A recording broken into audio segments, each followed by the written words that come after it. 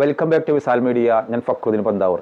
നിമിഷാപ്രിയയുടെ മോചനവുമായിട്ട് ബന്ധപ്പെട്ട് കാന്തപുരം ഉസ്താദിൻ്റെ ഒരു നിർണായകമായൊരു ഇടപെടൽ, ആ ഇടപെടൽ നടത്തുമ്പോൾ തന്നെ നമ്മുടെ നാട്ടിൽ നിന്നുള്ള ഒരുപാട് ആളുകൾ നിമിഷാപ്രിയോടുള്ള വിരോധം കൊണ്ടല്ല, കാന്തപുരം ഉസ്താദിനുള്ള വിരോധം കൊണ്ട് ഇല്ലാത്ത എന്തൊക്കെ കഥകളാണ് പ്രചരിപ്പിക്കുന്നത്. എന്തിനാണ് ഇങ്ങനെ ഒരു മനുഷ്യൻ, ഒരു വൃദ്ധനായ ഒരു മഹാപണ്ഡിതൻ, ഇത്രയും പ്രായമുള്ള ഒരാളുടെ മോചനത്തിന് വേണ്ടി നടത്തുമ്പോൾ ഒന്നുമില്ലെങ്കിൽ നമുക്ക് പിന്തുണക്കാൻ അസൂയ കൊണ്ട് പറ്റുന്നില്ലെങ്കിൽ ആ മോചനം തടയണം എന്തിനാണ്? വളരെ സങ്കടകരമായ ഒരു കാര്യം. നിമിഷാപ്രിയയുടെ മോചനം ഉറപ്പാണ്, സാധ്യമാണെന്ന് പറഞ്ഞ ഒരു പാസ്റ്റർ ഒരു വീഡിയോ ഇട്ടു. ഇപ്പോൾ ആ തലാലിൻ്റെ സഹോദരൻ, കൊല്ലപ്പെട്ട തലാലിൻ്റെ സഹോദരൻ വ്യക്തമായിട്ട് പറയുന്നു, ഞങ്ങൾക്ക് ആരുമായിട്ടും ഒരു ചർച്ചകൾ നടത്തിയിട്ടില്ല, ചർച്ച നടത്താനും പോണില്ല. ഞങ്ങൾക്ക് മുന്നിലുള്ള ഒരൊറ്റ ഡിമാൻഡ് ഖിസാസ്. ഇതിനിടയ്ക്ക് എങ്ങനെയെങ്കിലും കേന്ദ്ര സർക്കാരുമായിട്ട് കാന്തപുരം ഉസ്താദിൻ്റെ മർക്കസിൻ്റെ ഓഫീസ് ബന്ധപ്പെട്ട് 2 പ്രതിനിധികളെ അങ്ങോട്ട് അയക്കണം, അങ്ങനെ ചർച്ച നടത്തിയിട്ട് ആ നിമിഷാപ്രിയ എന്ന് പേരുള്ള ആ ഒരു ക്രിസ്ത്യൻ യുവതിയുടെ കുടുംബത്തിന് ആശ്വാസമാവട്ടെ എന്ന് കരുതി ഇടപെടുമ്പോൾ അതിനെ തകർക്കുന്ന, നിസാരപ്പെടുത്തുന്ന, അതൊരു കള്ളമാണെന്ന് പ്രചരിപ്പിക്കുന്ന ആളുകൾ നമ്മുടെ കൂട്ടത്തിൽ തന്നെ ഉണ്ടാകുമ്പോഴാണ് വലിയ സങ്കടകരം. കൂടെ ഉണ്ടായിരുന്ന ആളുകൾ തന്നെ, മതപണ്ഡിതരെന്ന് അവകാശപ്പെടുന്ന ആളുകൾ തന്നെ ഇല്ലാത്ത പ്രചരണങ്ങളുമായിട്ട് നടത്താം. ഇവർക്കൊറ്റ ലക്ഷ്യമുള്ളൂ, കാന്തപുരം ഉസ്താദ് ഒന്നും ചെയ്തിട്ടില്ല, അല്ലെങ്കിൽ കാന്തപുരം ഉസ്താദിൻ്റെ ഇടപെടൽ കള്ളമാണെന്ന് നാട്ടുകാരെ ബോധ്യപ്പെടുത്തണം. പക്ഷെ നമ്മളിവിടെ നോക്കേണ്ടത്, നമുക്കൊരു ഭരണകൂടവുമായിട്ട് ബന്ധമില്ലാത്ത, നയതന്ത്ര ബന്ധങ്ങളില്ലാത്തൊരു രാജ്യത്ത് ഒരു ഭരണകൂടം തോറ്റിടത്താണ് കാന്തപുരം ഉസ്താദിന് ഇടപെടൽ ഉണ്ടായിട്ടുള്ളത്. പിന്നെ എല്ലാവരും ചോദിക്കുന്ന ഒരു ചോദ്യമാണ്, ഈ വധശിക്ഷ നീട്ടിവെച്ചത് ആരുടെ ഇടപെടൽ കൊണ്ടാണെന്നുള്ളത്. എല്ലാവരുടെയും ഇടപെടൽ കൊണ്ടാണ്. അതിൽ നിർണായകമായത് കാന്തപുരം ഉസ്താദിന്റെ ഇടപെടലാണെന്ന് 100% ഉറപ്പാണ്. ഇത് ഇവിടുത്തെ ഭരണകൂടത്തിന് അറിയാം, പക്ഷെ ഭരണകൂടത്തിന് പരസ്യമായിട്ട് സമ്മതിക്കാൻ നയതന്ത്രപരമായിട്ട് കഴിയില്ല.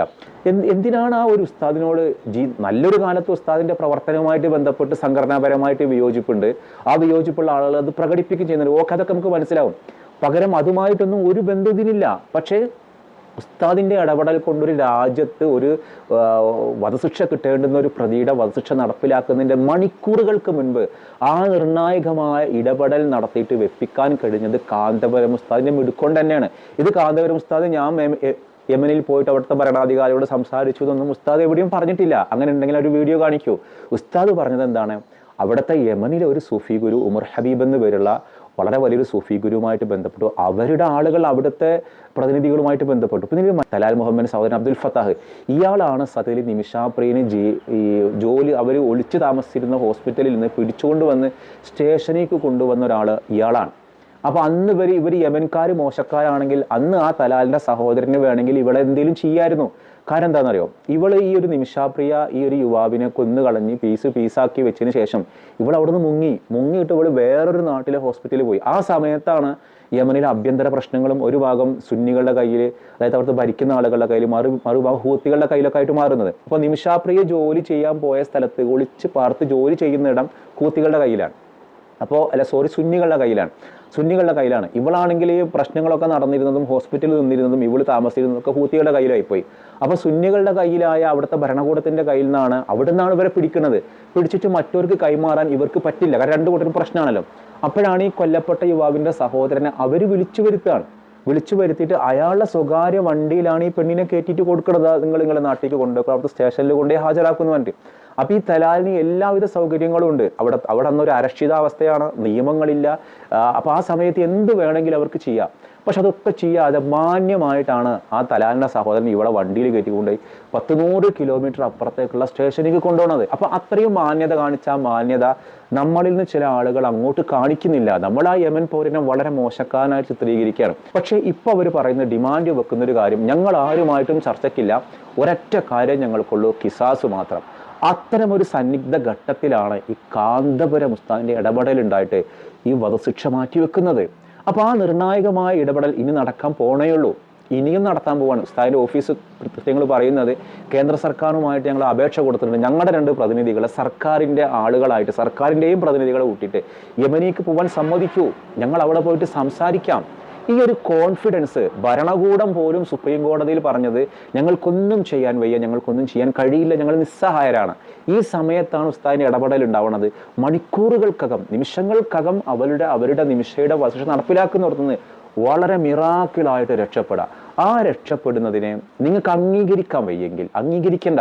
അസൂയ നിങ്ങളെ കണ്ണുകൾക്ക് അന്ധത ബാധിച്ചിട്ടുണ്ടെങ്കിൽ ഓക്കെ, പക്ഷേ നിങ്ങൾ ആ മനുഷ്യനെക്കുറിച്ച്, ആ വയോവൃദ്ധനായ മഹാപണ്ഡിതനെ കുറിച്ചിട്ട് ഇല്ലാത്ത അപവാദങ്ങൾ പറഞ്ഞ് പരത്തരുത്. ഞാൻ അപവാദങ്ങൾ പറഞ്ഞ് പരത്തുന്നവരെ വിമർശിച്ചിട്ട് അവർക്ക് വീണ്ടും ഒരു അപവാദം മറ്റുള്ളവരെ കൊണ്ട് ഉണ്ടാക്കിക്കാൻ ഞാൻ ഉദ്ദേശിക്കുന്നില്ല. ആരപവാദങ്ങൾ പറഞ്ഞാൽ അപവാദം തന്നെയാണ്. അത് കാന്തപുരം ഉസ്താദിനായാലും ഉസ്താദിനെ എതിർക്കുന്നവരെ നമുക്ക് എന്ത് അപവാദങ്ങൾ പറയാം, അങ്ങനെയൊന്നുമില്ല. നമ്മൾ ആരപവാദങ്ങൾ പറഞ്ഞാലും വിസാൽ മീഡിയ ഒരിക്കലും അതിനോട് എന്ത് ചെയ്യുന്നില്ല, യോജിക്കുന്നില്ല. ഇപ്പം നമ്മുടെ വീഡിയോ കാണുന്ന എത്ര പേര് ഉസ്താദിൻ്റെ ഇടപെടൽ കാരണമാണ് വധശിക്ഷ നീട്ടിവെച്ചതെന്ന് വിശ്വസിക്കുന്നവരുണ്ട്. ഞാൻ അങ്ങനെ വിശ്വസിക്കണത്. ഇനിയിപ്പോൾ നിങ്ങൾ ചോദിക്കുമ്പോൾ എന്താപ്പം തെളിവ് എന്താണ് കൃത്യമായിട്ട് നേരത്തെ പറഞ്ഞിട്ടുണ്ട്. ആ ഒരു വീട്ടുകാരുമായിട്ട് യമനിൽ കൊല്ലപ്പെട്ട ആളെ വീട്ടുകാരുമായിട്ട് സംസാരിച്ചിട്ട് ഉണ്ടാക്കുന്ന ഒരു തീരുമാനമല്ല, അത് ഭരണതലത്തിൽ സർക്കാർ തലത്തിൽ ഉണ്ടാക്കേണ്ട തീരുമാനമാണ്. അതങ്ങനെയാക്കി. ഇനി ആ വീട്ടുകാരുമായി അനുരഞ്ജന ചർച്ച നടത്തി നിമിഷാപ്രിയനെ മോചിപ്പിക്കാനുള്ള സാധ്യതകൾ ഉണ്ടെങ്കിൽ നമുക്കത് പരിശോധിക്കാലോ. നമ്മൾ അതിനെന്തിനാണ് ഇടങ്കോലിടുന്നത്? ഒരു മനുഷ്യനോടുള്ള ഒരു വിരോധം കാരണം നമ്മളൊരു ഇടങ്കോലിടാൻ ഇടവരരുത്. ഇപ്പോൾ ഒരു കാര്യം എനിക്ക് മനസ്സിലായി.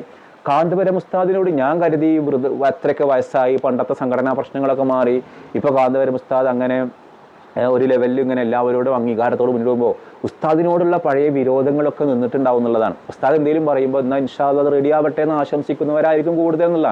പക്ഷേ 10 മടങ്ങ് ശത്രുക്കളാണ് ഇപ്പോഴും ഉസ്താദിനുള്ളത്. അതിൽ നിന്നൊരു കാര്യം മനസ്സിലാവും, ഉസ്താദ് ഹക്കായൊരു മാർഗത്തിലാണ് എന്ന് വെച്ചാൽ കാന്തപുരം ഉസ്താദിന്റെ എല്ലാ നിലപാടുകളും, ഞാനൊരു എപ്പിക്കാരനൊന്നുമല്ല, ഞാൻ കാന്തപുരം ഉസ്താദിന്റെ ഒരു ഫാൻസ് അസോസിയേഷന്റെ ആളുമല്ല. ഇനിയിപ്പോൾ അത് കാരണമാണ് ഞാൻ ഈ വീഡിയോയിൽ പറയുന്നത് നിങ്ങൾ കരുതണ്ട. ഇതൊക്കെ ഞാനെല്ലാം നോക്കിക്കാണുന്ന ഒരു സാധാരണ ഒരു മനുഷ്യൻ, ഒരു സാധാരണ മുസ്ലിം, ഒരു സുന്നി പ്രവർത്തകൻ. അതിലപ്പുറം ഞാൻ ഉസ്താദിന്റെ ആളോ ഞാൻ അതിന്റെ എതിരാളിയല്ല. പക്ഷേ ഈ ഒരു വിഷയത്തിൽ കാന്തപുരം ഉസ്താദിനെ വലിയ സേവനങ്ങളെ ഇല്ലാതാക്കാനോ ഒരിക്കലും നമുക്ക് കഴിയില്ല. അംഗീകരിക്കാമോ എങ്കിൽ മിണ്ടാതിരിക്കുക എന്നുള്ളതാണ്. പക്ഷേ നിർഭാഗ്യവശാൽ നമ്മുടെ കുറേ ആളുകൾ ഇടുന്നൊരു വീഡിയോസ്, കുറേ ആളുകളുടെ പ്രചരണങ്ങൾ ഉസ്താദിനെ മറ്റുള്ളവർക്ക് മുന്നിൽ അപഹസിക്കുന്ന തരത്തിലാണ്, അല്ലെങ്കിൽ ഉസ്താദിന്റെ ശ്രമങ്ങളെ കണ്ണടച്ച് ഇരുട്ടാക്കി കാണാത്ത രൂപത്തിലാണ്. അതിൻ്റെ ഒരു വിഷമത്തിൽ നിന്നാണ് ഞാൻ ഇന്ന് ഈ വീഡിയോയിൽ പറയുന്നത്. അതിൽ നിർണായകമായ ഇടപെടലാണ് ഉസ്താദ് നടത്താൻ പോകുന്നത്. അവരമ്മയുടെ ഒരു പുതിയ വീഡിയോ ഇറങ്ങിയിരുന്നു. എനിക്കതിൽ ഭയങ്കര സങ്കടം തോന്നി. ആ അമ്മ വീട്ടുതടങ്കലിലാണെന്നൊരു ആരോപണം വന്നതിന് നിഷേധിക്കാണ് അമ്മ വീഡിയോ ചെയ്തത്. ഒരിടത്ത് പോലും കാന്തപുരം ഉസ്താദിന്റെ ഇടപെടൽ ആ അമ്മ പറയുന്നില്ല. അപ്പൊ ഞാൻ ആലോചിക്കും, എന്തിനാണ് ഇങ്ങനെ നന്ദില്ലാത്തവർക്ക് പോലും ഉസ്താദ് ഇടപെടുന്നത് എന്നുള്ളതും കൂടി പേഴ്സണലിക്ക് തോന്നുന്നുണ്ട് കേട്ടോ. പക്ഷെ ഉസ്താദ് അങ്ങനെ സ്വാർത്ഥനല്ലാത്തതുകൊണ്ട് ഉസ്താദ് അങ്ങനെ ചിന്തിക്കില്ല. നമ്മളെ പോലെയുള്ള സാധാരണ മനുഷ്യരങ്ങനെ ചിന്തിക്കാം. ഇത്രയും നന്ദിയില്ലാത്തവർക്ക് വേണ്ടി ഉസ്താദ് ഇങ്ങനെ ഇടപെടണം എന്നുള്ളത്. പക്ഷെ ഉസ്താദിന്റെ ചിന്ത തന്നെ ആരെങ്കിലും നന്ദി പറയുന്നുണ്ടോ, തനിക്ക് ക്രെഡിറ്റ് കിട്ടുന്നുണ്ടോ, എന്നാൽ ശരി തനിക്ക് ഇടപെടാം എന്നതല്ല. തന്നെ ആരെന്തെങ്കിലും പറഞ്ഞോട്ടെ, ഒരു ഭരണകൂടം തോൽക്കുന്നിടത്ത് തനിക്ക് എന്തെങ്കിലും ചെയ്യാൻ കഴിയോ, അതൊരാൾക്കൊരു സന്തോഷമാവുമോ, നന്മയാവുമോ, ഹാപ്പിനെസ് ഉണ്ടാവുമോ എങ്കിൽ അതിൻ്റെ കാരുണ്യം ഉണ്ടാക്കുക എന്നുള്ളതാണ്. അപ്പോൾ ഞാനിപ്പോൾ ഇന്ന് ഈ വീഡിയോ ഞാൻ പറയുന്നത് ഇൻഷാ അല്ലാഹ് ഞാൻ സാധാരണ പറയുന്നത് ലൊക്കേഷനിലല്ല. ഞാനിപ്പോൾ ഇവിടെ ഉള്ളത് ഞാൻ മൈസൂരിൽ നിന്ന് ബന്ദിപ്പൂർ ആ ഭാഗത്തേക്ക് വരുന്ന സമയത്ത് ബന്ദിപ്പൂർ, കർണാടകയിലെ ബന്ദിപ്പൂർ വനമേഖലയിലുള്ള ഒരു ജംഗിൾ റിസോർട്ടിലാണ് ഇപ്പോൾ ഞാനുള്ളത്. അപ്പോൾ ഇവിടെ കുറേ ഹട്ടുകളുണ്ട്. അങ്ങനത്തെ ഒരു ഹട്ടിലാണ് ഇപ്പോൾ ഇന്നലെ ഇവിടെ താമസിച്ചത്. ഇവിടെ നല്ല കാലാവസ്ഥ കേട്ടോ, അടിപൊളി. നല്ല ചെറിയ ചാറ്റൽ മഴ ഉണ്ട്, നല്ല കാറ്റുണ്ട്, നല്ല കുളിരുണ്ട്. ഇവിടെ ഫാൻ ഇടാതെ തന്നെ നല്ല തണുപ്പുണ്ട്. ഇപ്പോൾ ഒരു ഓഫ് സീസണാണ്. അപ്പോൾ ആ ഒരു സ്ഥലത്താണ് ഇപ്പോൾ ഞാനിന്ന് വീഡിയോ ചെയ്യുന്നത്. ഇപ്പോൾ രണ്ട് ദിവസമായിട്ട് ഇങ്ങനെ മൈസൂർ യാത്രയിലായിരുന്നു. അപ്പോൾ എൻ്റെ തിരിച്ച് കേരളത്തിലേക്ക് വന്നുകൊണ്ടിരിക്കുകയാണ്. അപ്പോൾ ഇന്നലെ രാത്രി യാത്ര കാട് വഴി ഇല്ലല്ലോ. അപ്പോൾ അതിന് മുൻപ് തന്നെ ഇവിടെ ഒരു കാടിനോട് ചേർന്നുള്ള ഒരു റിസോർട്ടിലാണ് താമസിക്കുന്നത്.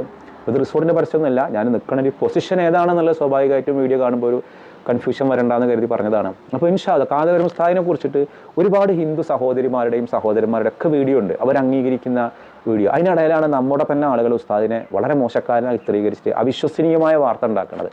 പിന്നെ വേറൊരു കാര്യം, ഉസ്താദ് കൊണ്ട് നടത്തി കഴിഞ്ഞാൽ എല്ലാം ശരിയാവുന്ന പറഞ്ഞിട്ട് ഇല്ലാത്ത മധുഹം ഉണ്ടാക്കുക. ഒരാളെക്കുറിച്ച് ഇല്ലാത്ത മധുഹം പറയണ്ട, ഒരാളെക്കുറിച്ച് ഇല്ലാത്ത അപവാദങ്ങളും പറയണ്ട. ഇത് രണ്ടും ശരിയല്ല. അത് രണ്ടും അപകടത്തിലേക്ക് എത്തിക്കോളൂ. അപ്പോൾ ഒരു കൂട്ടർ ഉസ്താദ് അങ്ങോട്ട് ഇടപെട്ട് കഴിഞ്ഞാൽ എല്ലാം ശരിയാവും, ഉസ്താദ് ഭരണകൂടത്തിനേക്കാൾ വലുതാണ്, മോദിക്ക് പറ്റാത്തത് ഉസ്താദിന് പറ്റി, അങ്ങനെയൊന്നും പറയണ്ട. ഓരോന്നിനും ഓരോ വശങ്ങളുണ്ട്. ഉസ്താദിനെ കൊണ്ട് ചെയ്യാൻ പറ്റുന്ന കാര്യങ്ങൾ ചെയ്തു. അതിനെ അവമതിക്കുന്ന രീതിയിലാവരുത് നമ്മുടെ ഇടപെടൽ. അപ്പോൾ ഓക്കെ ഇൻഷാ അല്ലാഹ് ഈ വീഡിയോ നിങ്ങൾ ഇതിൻ്റെ സത്യം എല്ലാവരും അറിയട്ടെ. ഉസ്താദിനെ താറടിക്കുന്ന രീതിയിലേക്ക് നമ്മുടെ ആളുകൾ തന്നെ വരരുത് എന്നുള്ളതാണ്. അപ്പോൾ ഓക്കെ, ഈ ഒരു വിഷയവുമായിട്ട് ബന്ധപ്പെട്ട് ഉസ്താദിൻ്റെ ഇടപെടൽ ഇതിൽ ശരിക്കും ഉണ്ടായിട്ടുണ്ടോ, ഈ വധശിക്ഷ നീട്ടി വെക്കുന്നതിൽ ഉസ്താദിൻ്റെ ഇടപെടൽ ഉണ്ടായിട്ടുണ്ട് എന്നുള്ളതാണ് എനിക്ക് മനസ്സിലായിട്ടുള്ളത്. നിങ്ങളുടെ അഭിപ്രായങ്ങൾ കമൻറ്റ് ചെയ്യാം. മറ്റൊരു ദിവസം മറ്റൊരു വീഡിയോയുമായി വീണ്ടും കാണാം.